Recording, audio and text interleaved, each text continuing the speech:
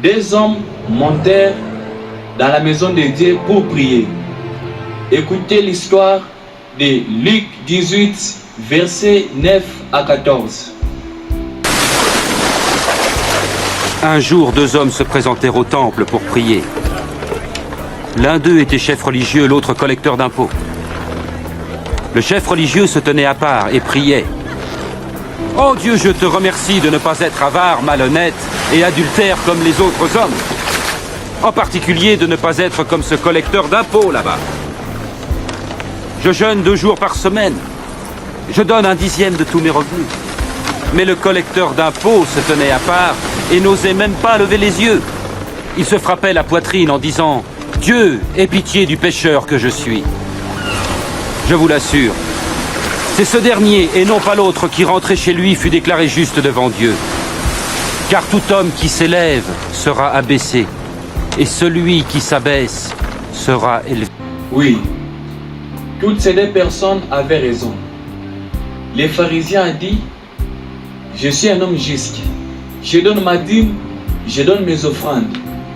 Je ne suis pas comme ces publicains. Je suis un homme droit, je ne commets pas d'adultère. Je fais que ce que tu demandes, Seigneur. Et Jésus a dit, c'est les publicains là qui est parti justifié.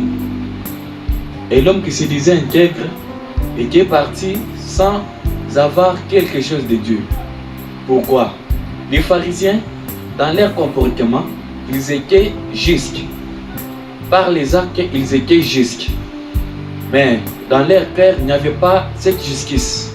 Voilà pourquoi Jésus-Christ a dit, si votre justice ne dépasse pas celle de ces scribes et ces pharisiens, vous n'entrerez pas dans le royaume des cieux. Un pharisien, c'est qui?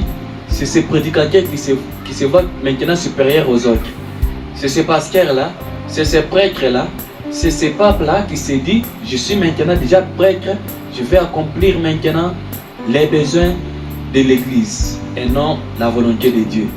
Il y a de ces personnes-là, parce que mon église croit que on peut fumer, on peut boire un peu, alors que cette personne a déjà lu que la Bible a refusé cela, la personne continue toujours à prêcher cela parce que si je ne prêche pas, on va me virer.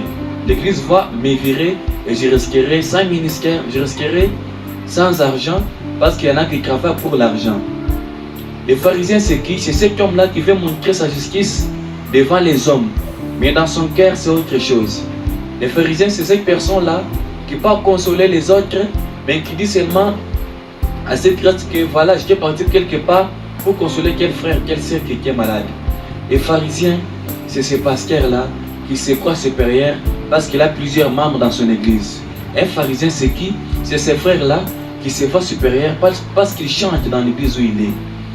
Mais les publicains étaient là, ils ne disaient rien. Il a dit seulement, Père, pardonne-moi. Je ne suis même pas digne d'élever ma tête, d'élever mes yeux vers toi. Pardonne-moi.